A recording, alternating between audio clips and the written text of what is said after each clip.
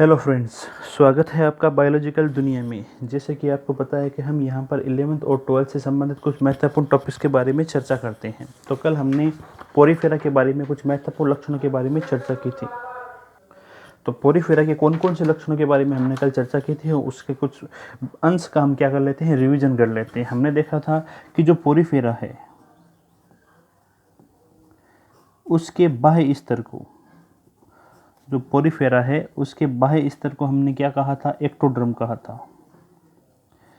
और एक्टोडर्म के अंदर जो पाई जाने वाली कोशिकाएं होती हैं उनको हम क्या कहते हैं, पिनेकोसाइट। और इस प्रकार इस पूरे स्तर को हम क्या कहते हैं, पिनेकोडर्म कहते हैं। उसी प्रकार जो अंत स्तर होता है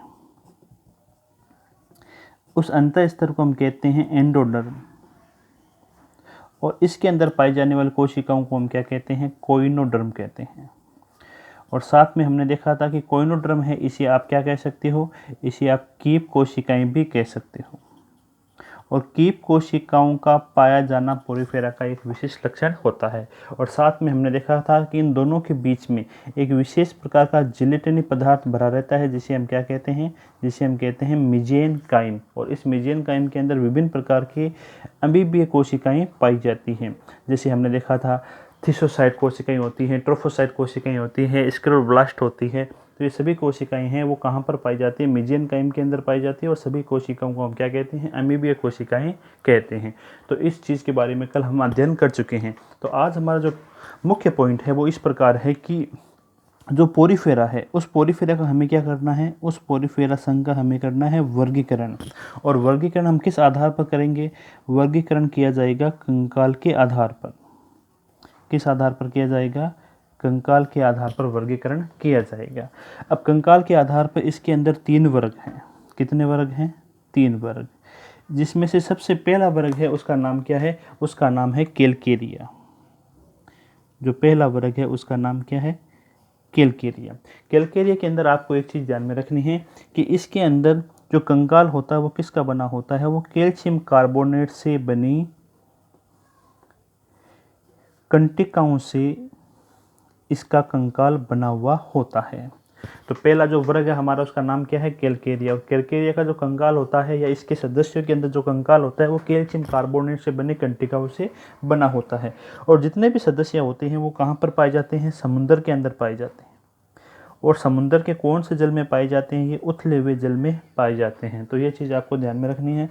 अब इसके एग्जाम्पल देखते हैं।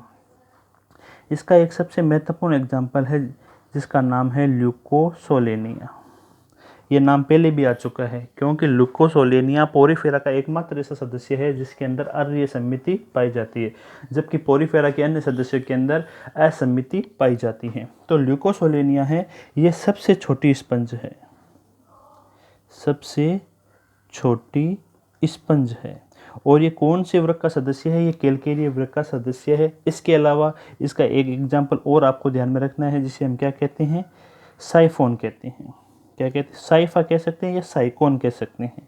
साइफा कह सकते हैं या क्या कह सकते हैं, साइकोन कह सकते हैं। ये भी इसी का सदस्य है। इसे हम कहते हैं अर्ण स्पंज। किस नाम से जानते हैं इसे, अर्ण स्पंज के नाम से जानते हैं।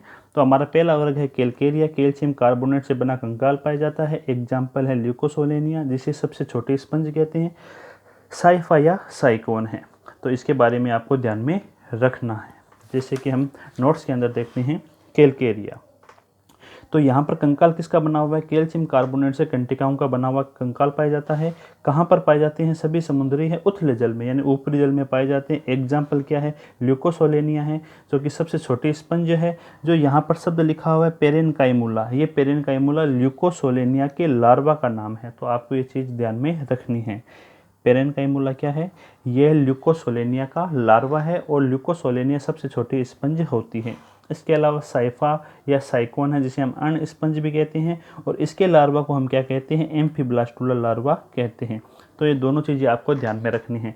ल्यूकोसोलेनिया के लार्वा को हम कहते हैं पेरेनकाइमुला लार्वा, जबकि साइकोन या साइफा के लार्वा को हम क्या कहते हैं, एम्फीब्लास्टुला लार्वा कहते हैं। इसके बाद में हमारा दूसरा जो वर्ग है उसका नाम क्या है, हेक्साएक्टिनिलिडा। तो इसके बारे में हम देखते हैं।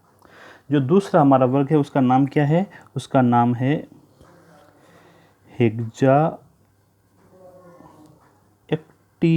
एनिलिडा। यह पोरीफेरा का क्या है? यह पोरीफेरा का दूसरा वर्ग है और इसके अंदर जो कंकाल होता है वो किसका होता है? वो सिलिका से बना हुआ होता है। किसका बना हुआ है? सिलिका जो होती है उसकी कंटिकाओं से बना हुआ इसके अंदर क्या पाया जाता है? कंकाल पाया जाता है। ये चीज़ आपको ध्यान में रखनी है। इसके सभी सदस्य कैसे होते हैं? समुद्री होते हैं। लेकिन कैसे समुद्र के अंदर पाए जाते हैं? गहरे समुद्र के अंदर। वो तो उथले जल के अंदर पाए जा रहे थे कैलकेरिया के सदस्य, जबकि हेक्साएक्टिनिडा के सदस्य होते हैं वो गहरे जल के अंदर पाए जाते हैं। अब इसके एग्जाम्पल देखते हैं हम। इसका एग्जाम्पल है, आप एक एग्जाम्पल याद रख सकते हो, यूप्लेक्टेला। कौन सा एग्जाम्पल है इसका? यूप्लेक्टेला। जो यूप्लेक्टेला होती है उसे क्या करते हैं? जापान के अंदर विवाह उपहार के रूप में दिया जाता है। किस रूप में दिया जाता है?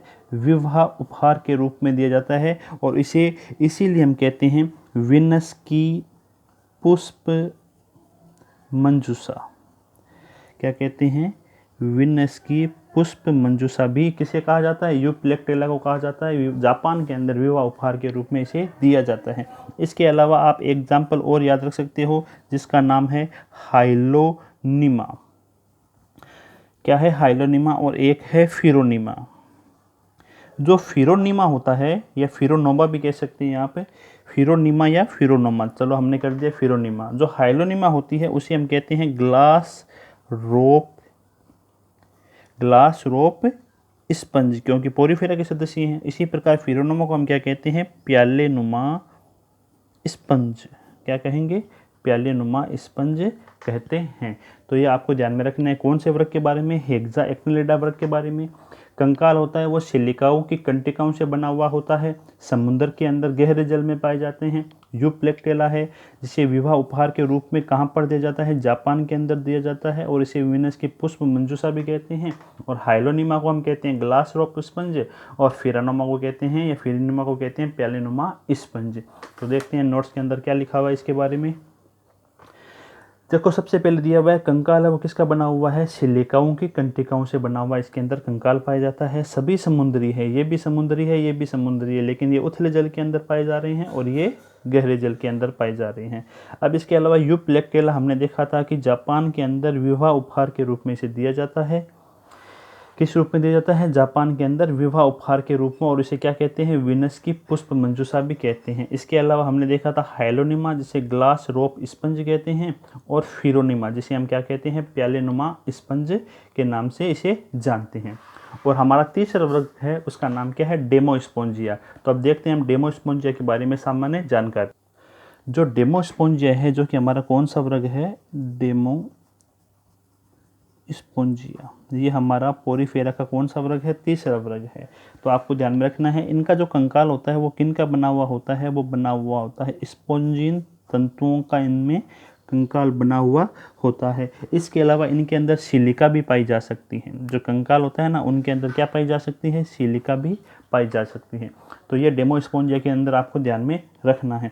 इसके अलावा एक महत्वपूर्ण चीज़ यहाँ पर आपको ध्यान में रखनी है, कैलकेरिया और हेक्साएक्टिनिडा हमने पढ़ा था, कैलकेरिया भी पढ़ा था और हेक्साएक्टिनिडा पढ़ा हुआ। ये दोनों क्या है? समुद्र के अंदर पाए जा रहे हैं, जबकि डेमोस्पोंजिया क्या होता है? यह स्वच्छ जल के अंदर पाए जाने वाला वर्ग है। इसके जितने भी सदस्य होते हैं वो स्वच्छ जल के अंदर पाए जाएंगे। अब इसके एग्जाम्पल देखते हैं हम, जैसे कि यूस्पोंजिया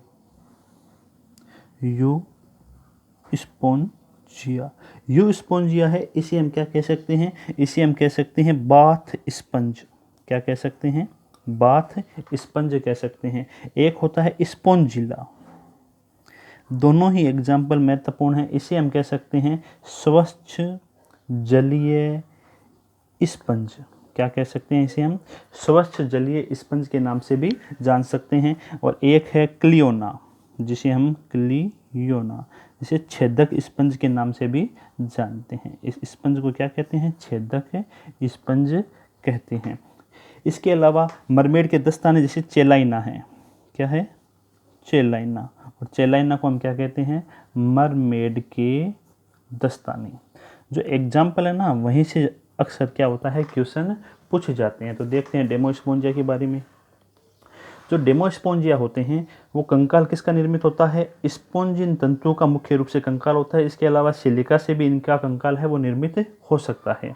या दोनों से मिलकर इसका कंकाल बना हुआ हो सकता है। आवास कैसा होता है? स्वच्छ जलीय होते हैं। देखो यहाँ पर कहीं पर भी स्वच्छ जल का नाम नहीं है, जबकि डेमोस्पोंजिया वर्ग के सदस्य हैं वो स्वच्छ जल के अंदर पाए जा सकते हैं। स्पोंजिया या यू स्पोंजिया, स्पोंजिया को आप क्या कहते हो? यू स्पोंजिया भी कहते हो, जो कि बाथ स्पंज कहलाता है। स्पोंजिला को आप क्या कहोगे? स्वच्छ जलीय स्पंज कहते हैं। देखो यहाँ पर नाम आया स्पोंजिला, जल नाम आया हुआ है, तो स्वच्छ जलीय स्पंज इसको कहेंगे। क्लियोना छेदक स्पंज के नाम से जाना जाता है, और एक आयस्टर जो कि एक विशेष प्रकार का आर्थिक रूप से लाभदायक पदार्थ होता है। आयस्टर जैसे मोती उद्योग में इसका महत्वपूर्ण इस्तेमाल होता है, तो उसके लिए क्या होता है? क्लियोना होता है वो हानिकारक होता है। इसके अलावा चेलाइन आप एग्जाम्पल याद रखो, जिसे हम मरबेड के दस्ताने कहते हैं, और एक अश्व स्पंज होता है जो घोड़े के अंदर पाया जाता है, उसे हम कहते हैं हिप्पो स्पोंजिया। तो इस प्रकार आपको ध्यान में रखना है। पोरीफेरा का वर्गीकरण है, उनमें जो एग्जाम्पल है वो काफ़ी महत्वपूर्ण होते हैं, और सबसे बड़ा स्पंज का भी नाम दे रखा है यहाँ पर, तो आपको ध्यान में रखना है। स्पिक्लो स्पोंजिया होता है वो सबसे बड़ा स्पंज होता है। प्रोटेरो स्पोंजिया के बारे में हमने देख भी लिया था कि यह प्रोटोजोआ और पोरीफेरा के बीच की योजक कड़ी होती है। तो इस प्रकार पोरीफेरा संघ है जो हमारा आज है वो कंप्लीट हो गया है। कल हम टिनोफोरा या सिलेंट्रेटा के बारे में पढ़ेंगे। धन्यवाद।